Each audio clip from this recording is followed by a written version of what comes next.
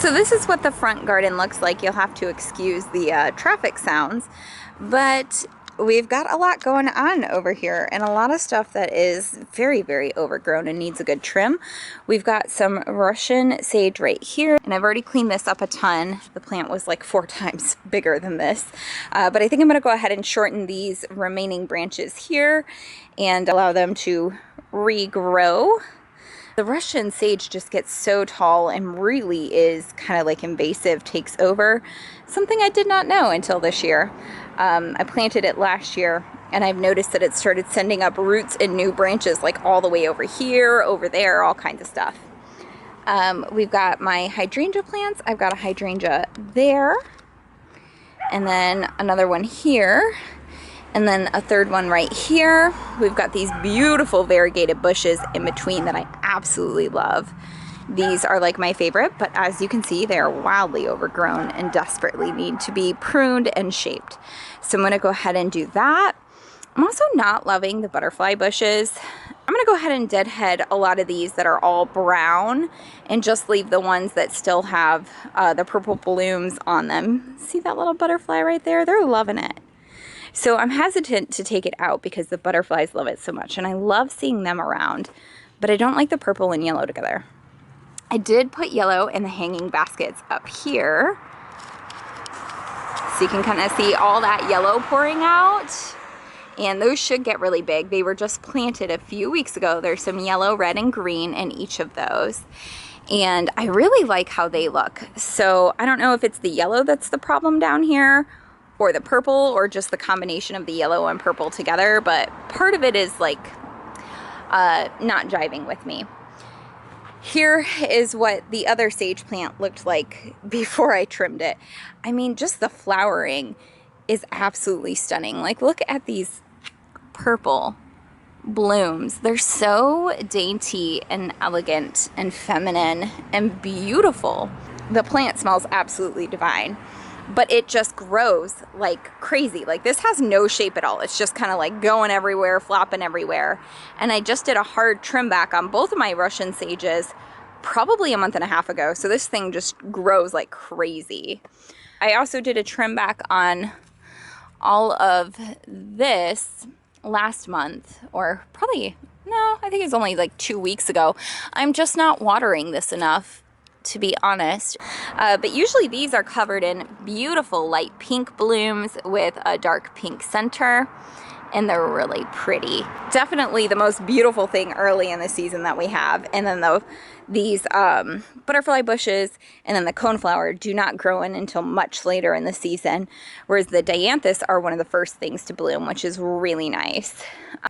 So yeah, you can see everything is beautiful and wild, but definitely needs to be trimmed up and cleaned up. Here's these gorgeous hanging baskets. Love these. They're so pretty. You can see I've got a little bit of red in there, yellow, and then we've also got a little vine in each of them. So hopefully these will really expand and just blossom and start cascading and pouring out of their baskets later in the season as it goes on and they grow. And that's what everything looks like today. I'm going to go ahead and start doing a cleanup job here. As I begin pruning away at some of these overgrown plants, I thought it would be a great idea to share with you my method of doing this. This is really only my first full year gardening. This video is from 2021. And I had just planted this front garden in 2020, the autumn of 2020. So I've had this garden less than a year, and everything that I kind of like knew about gardening and felt about gardening had really been influenced by a couple of YouTubers that I watched. And the person who most formed my ideas about gardening and knowledge and information I took into gardening was Laura from Garden Answer. And what she had done in a lot of her old videos that I had been watching for a couple of years was doing a method of really hard pruning. And so I'll talk about that a little bit because that's really what I'm doing here. You can see on the butterfly bushes, I'm deadheading all the spent blooms, which is supposed to encourage new fresh blooms to come forward. And then I am also going through all of those plants and looking in the middle. I'm looking for any really low hanging branches or weak stems, and I will cut those off and really train the plant to only push growth into the really strong stems. I also go through the middle of the plants and remove any foliage that is dying or any weak twig branches that have foliage on them. And that is to encourage airflow throughout the plant.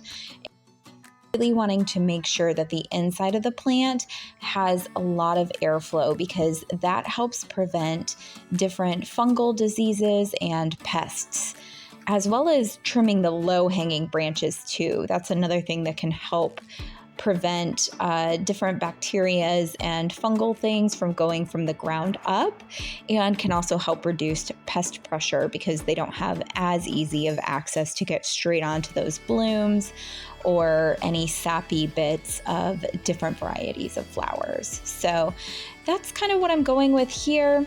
And then I go through and I shape everything up really tight and tidy. And this was just my style my first year in gardening. I really wanted to make sure we didn't get in trouble with our HOA. So I wanted to make sure everything looked really, really nice and tidy.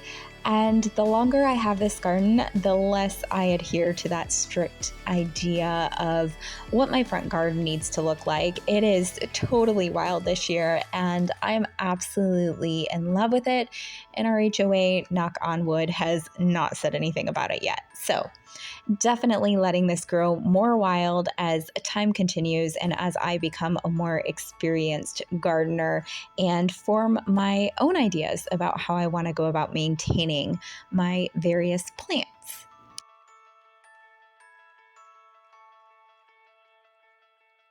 So here's what the front garden looks like all cleaned up. You can see how hard I cut back that Russian sage, and it's going to be back up to here flopping over in no time. These things just, their rebound time is insane. You could see my hydrangea so much better. And I'm so excited for all of those to turn into beautiful white and brown blooms. That's going to be so beautiful. Hydrangeas are one of my favorites, and I'm just cannot wait for that. Looking pretty good in the front here. I might have cut back this butterfly bush a little bit too much. She needs to grow a little bit back there some. I also worry that I didn't cut quite enough off in the front because they're kind of pouring over the sidewalk, which does make it look country cottage style, which is definitely my style of gardening. I mean, I want to stand out, but unfortunately the HOA really dictates our ability to do that. These got pruned back hard, both of those bushes, and they look so much better for it. And this coneflower is just doing so well. The middle two are definitely doing the best. That one on the end is struggling, and that one's doing okay. This hydrangea bush, you can see it's not growing nearly as quickly as these other two. So these have already got some white blooms on them. Look at that. Cannot wait until those are just full of blooms. And that one's blooming a little bit right there as well. But no blooms on this end one yet. So we'll see. I think part of it is that it's so well shaded between this one and this one. It's more shaded than the other areas, I think might be the thing. I'm not sure. I need to go through and straighten all this out and fix it all. But that's a job for another day. Definitely not something I'm going to worry about today. And then this bush back here, I'm a little mystified as to what to do with it. I want it to grow in to touch this because we used to have a boxwood hedge here that pushed up against this holly hedge and touched it. And it was absolutely glorious, but it was dying from boxwood blight. So I picked up this one because I love it. And the foliage is actually like, it's a very soft plant. All the leaves are very rounded. The edges aren't sharp. There's nothing pokey. No, like these hollies are just horrible. And if it wouldn't be such a huge pain, literally and figuratively, to pull out these holly bushes that have been in here for 20 something years, I would definitely do that. All that to say, I don't like stuff with thorns, and this is just such a great plant. Like, you can brush right up against it, no hurts, and that's pretty great. So it is growing back towards the holly hedge right here, which is what I want it to do. I want it to fill in this whole area, but I almost think we planted it too close to the corner here, and because you can kind of see where the stem is. And so you can see it really is growing outward back there. It's just taking a long time. I'm noticing we got some new stuff here. I don't know if those will turn into leaves or if this thing actually gets like flowers or berries or something. I would be surprised if it did, because I did not know it did that, if that is something it does. So that's kind of wrapping up what this front area looks like right now after that intense trim back. I didn't do any trimming to this particular bush because, again, we wanted to really fill up this space right here, because what we had before was just so beautiful. The boxwoods just add that sense of formality that really fits the neighborhood and tones down some of the wild looking stuff in the garden. And you can see I took this Russian sage all the way back down to the ground. And what this plant has actually done, you can see the landscaping fabric. This was just laid down last summer. All this gravel had come up, dug up everything, did all new plants.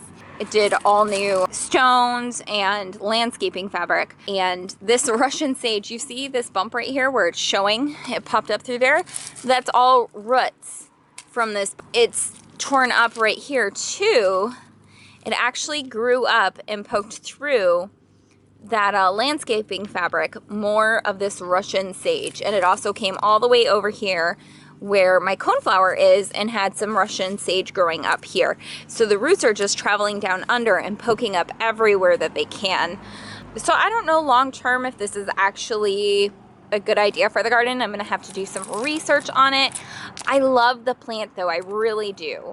So I don't know, some considerations to make as all this stuff kind of fills in and really establishes itself here, to see how these plants are doing. And don't these coneflowers look so stunning in that evening sunlight? Oh my goodness. This is just such a charming view. Look at that sun coming right in there.